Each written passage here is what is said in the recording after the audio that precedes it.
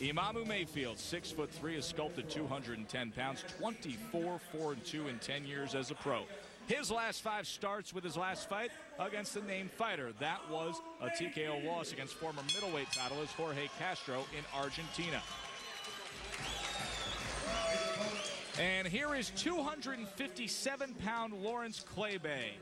He is back working as a corrections officer in Enfield, Connecticut. Former Olympian, now 19-2 as a pro. His last 5, he had won 6 straight before the KO loss to Eliezer Castillo. It is a 12-round main event, and Pat Russell is your referee for Imamu Mayfield and Lawrence Claybay.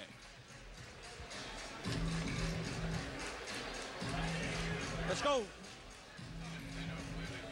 Boxer out. John Scully tending to the wardrobe of Lawrence Claybay. I have a feeling they're just going to rip it off any second, as Lawrence does. Why don't we take this off, Coach? Let's take a look at the ring experience between Mayfield and Claybay. Total rounds, Mayfield 167 to Claybay's 107. Of course, championship rounds, all as a cruiserweight for Mayfield, 35. There's the line right there. Touch him up, come out at the bell. Good luck. You know, Russell, your third man inside tonight, Teddy. Joe, you just talked about the experience, which of course is important to talk about the experience of both these guys in the pro ranks. But where the really separates is the amateurs. Claybay, of course, represented the U.S. in the '96 Olympic Games, had 70 amateur fights. And Mayfield, not many amateurs at all, about 11 fights. That's a big difference, that amateur experience that favors Claybay. Now you see the physical differences, and that's what this fight will come down to in the ring. Can Mayfield control the outside, draw a line in the canvas, and make sure he keeps it an outside fight and uses his height? Can Claybay take that height away from Mayfield? That's the question. Can Claybay work his way inside, where you would think it would favor him? Now, once Claybay gets inside, he needs to work. That's the key. Of course, that's got a lot to do with what kind of condition he's in, and being that he's at the heaviest weight of his career, well, that speaks for itself. Saw the knockout ratios moments ago. 18 knockouts in the career of Imamu Mayfield. One of those has come as a heavyweight. Returned to the heavyweight division back in September of 2002. He is 3-0-1 since going north of 200 pounds. And you know, Mayfield's a smaller guy. He does have power in his punches, but the key is whether or not his chin will stand up long enough for him to deliver that power. At least I think that's one of the keys. But Mayfield does have power. He can throw a good counter left hook, and he can set up a nice straight right hand if he can get distance to use that jab, which he needs to have in this fight. Claybay trying to test things out early up top.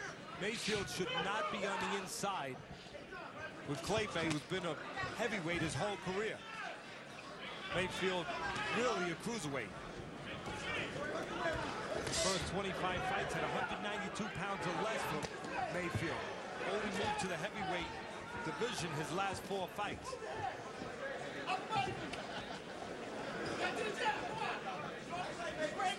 Lawrence Claybay beat Lance Whitaker and Joe Macy on his way to making the 1996 Olympic team. Was 2-1 against Joe Macy as an amateur. Lost to the eventual gold medalist Vladimir Klitschko in those Atlanta Games.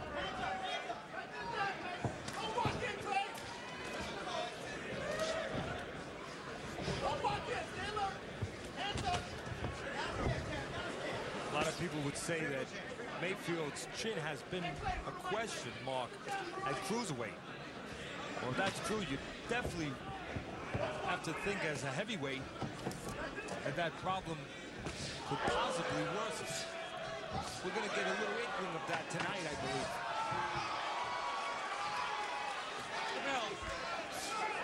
Whoa, let him out. I got it. Step out.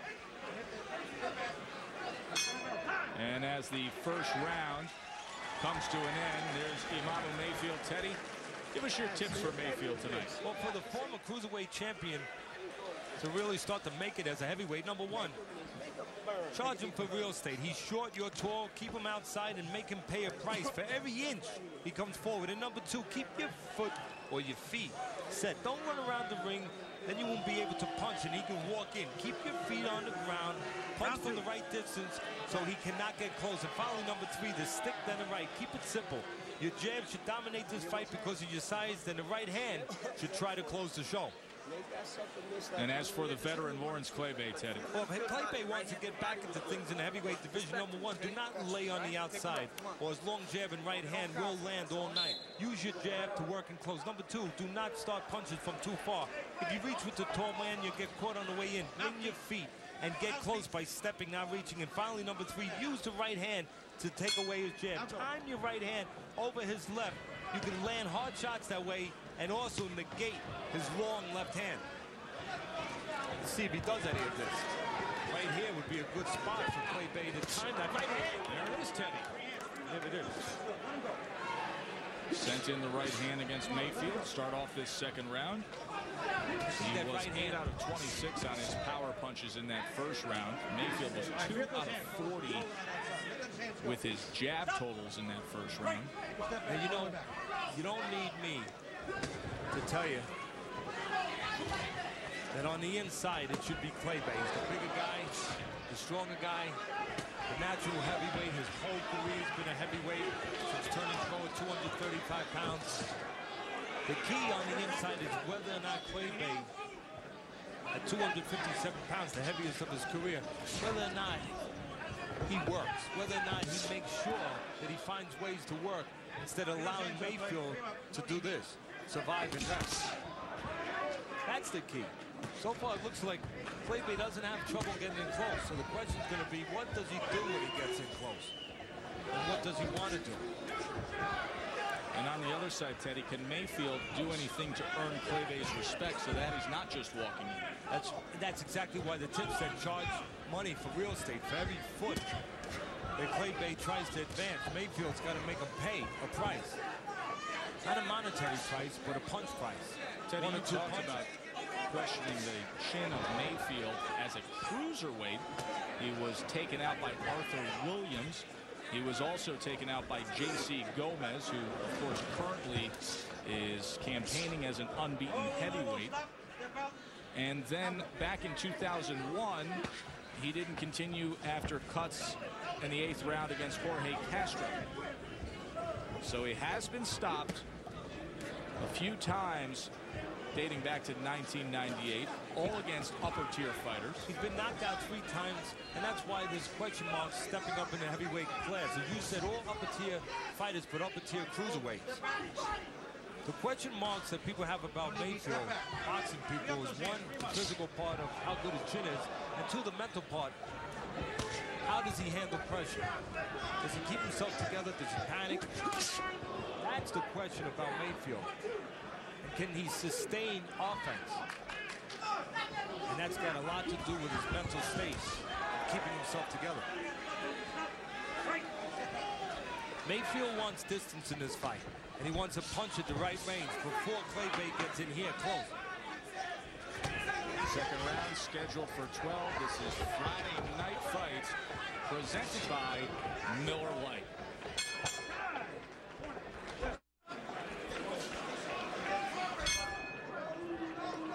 Bottom right-hand corner from the last round. A good spot for Claybay, but that's the problem. It was only a spot. The right hand over the lazy jab, the slow jab, the extended jab of Mayfield. You can see there's an opportunity for Claybay to land that punch. The question is going to be, how consistent is he in his offensive plans? See if that heavy weight plays a role as this fight goes on. Came in at 257 pounds, highest of his career. Teddy Claybay averaging just 37 punches per round. 11 out of 39, 11 out of 34 in the second round. When he was at his best against Charles Suford, he averaged 64 punches per round. The heavyweight average is 46 punches per round, just to put that into perspective.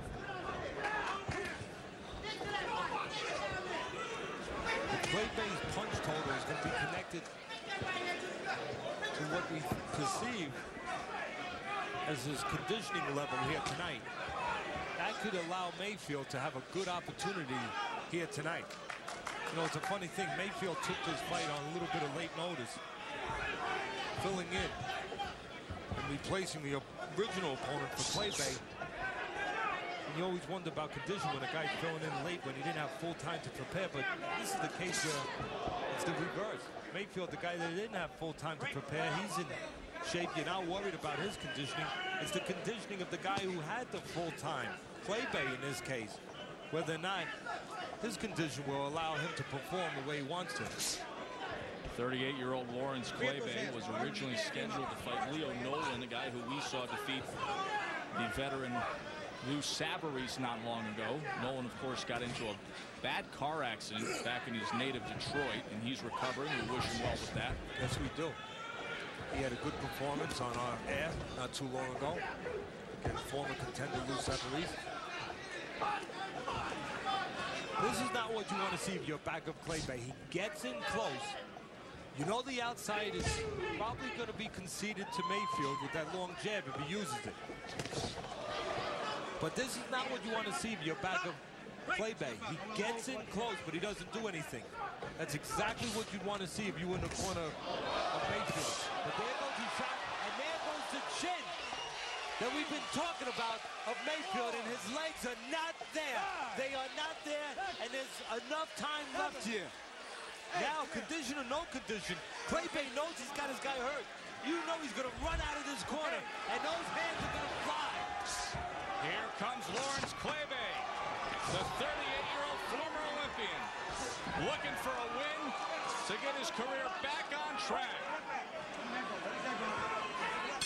Big third round from the veteran heavyweight. 4 straight up.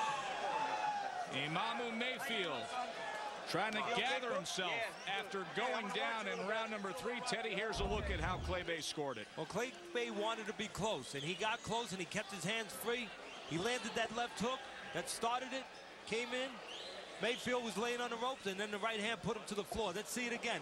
The left hook, you can see the right hand down on Mayfield. Left hook puts him against the ropes, and then the right hand over the top, not on the chin, a little bit behind the ear, does the damage to Mayfield. And he's been knocked out 3 times. Clay Bay now wants to make it 4. Again, we were talking about the question marks of Mayfield. He had trouble with his chin at cruiserweight. What would that mean at heavyweight? A 47-pound differential between these two combatants in our main event.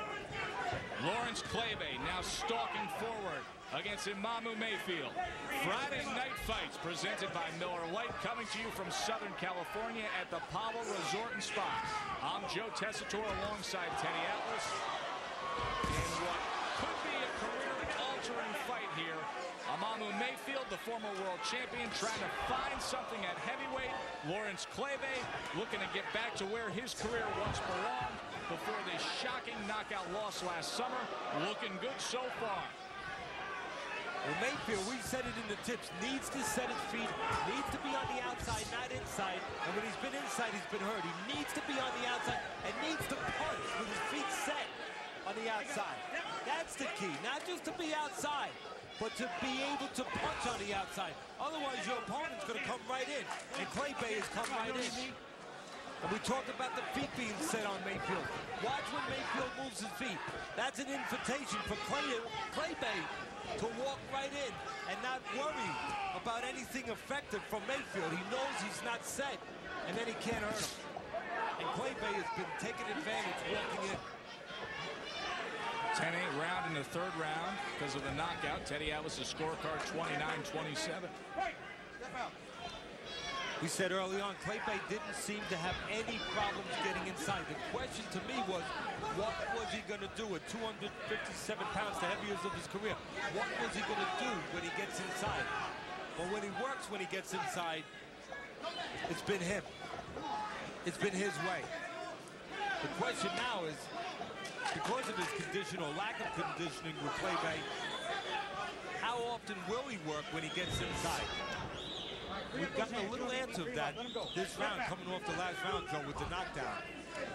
Clay Bay has allowed Mayfield, I believe, to survive. That was his step on the foot. Teddy. But a little step on the foot. I think Mayfield's okay. I think it was a combination of hook, but a combination of Kleber stepping on the feet of Mayfield. Again, so far this round, it's not over yet, but so far, Mayfield has gotten just what he wanted. A Kleber who's been inconsistent offensively and allowed Mayfield to recover just a bit. Don't forget what we said early. Mayfield can still punch. Even though he's a smaller man, he does have power. If he would set his feet and punch as Kleber comes in. Kleber trying to fire off that left-hand uppercut.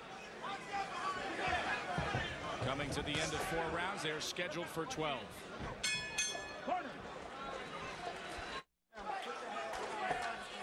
Talked about the punch totals from Lawrence Kleber and how his numbers are down a bit in terms of what he's putting out compared to previous fights we've seen him in. Kleber still averaging only 35 punches a round. Mayfield's averaging 53. Kleber 48 out of 135, a higher percentage of punches landed compared to Mayfield's 21%. Kleber at 36%. You know, if I was with Mayfield, I'd keep it real simple, as I alluded to in the tips. Get on the outside, set my feet. That's the key. It's no good being outside if your feet aren't set, and punch at the right distance. And it's no good being on the outside if you don't punch at the right distance, because your opponent will not stay outside if you don't help him. In this round, Mayfield trying to get into that kind of fight and being helped a little bit by the fact that Kleber, although walking forward, not moving his hands.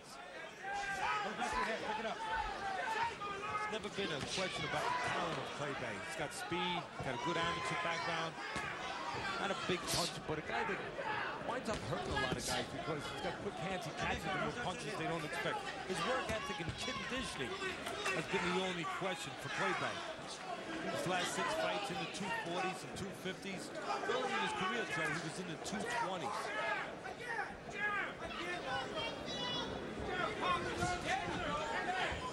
257 tonight, Teddy, highest of his career. See, that's what Kleber wants to do. Coming behind that jab, that's cover for him. Over the top with a looping right hand, and it's turned Mayfield around. And the referee hasn't gotten in yet, so Kleber doing the right thing, but now the referee's in. And the referee's stopping it. That is it. And you know what? The most interesting part here, just watch. The cameras will stay on Mayfield. For people that are going to say, you hear the crowd booing, that was a quick stop, just look at Mayfield. He's not complaining. He's not complaining at all. He was turned around, dazed. Kleber came in and finished him off. Pat Russell calls the fight. 1 minute and 50 seconds of round number 5, and Lawrence Kleber gets the win he was looking for at this stage of his career. Teddy, let's take a look at how he ended it here in the 5th round. The right hand over the top. Well, it was only a matter of 2 things. Kleber getting in close and moving his hands. He got in close, he moved his hands. We talked about the mental state, not just the chin of Mayfield, but the mental state. How fragile it is. How people have question marks about how durable he is mentally. Does he fall apart? Does he panic under pressure? Well, you can answer your own question as you watch the highlights right here. Teddy, a stoppage like that, anytime a fighter goes into that defenseless position, a referee is going to pick up on it right away. Yeah, you're right. A good referee, a veteran referee. And this referee did a good job. And you're right. He did pick on it. He read the body language of the fighter. And he did what he thought he should and what he thought the fighter wanted done. So Connecticut's Lawrence Kleber moves to 20-2 with 15 knockouts.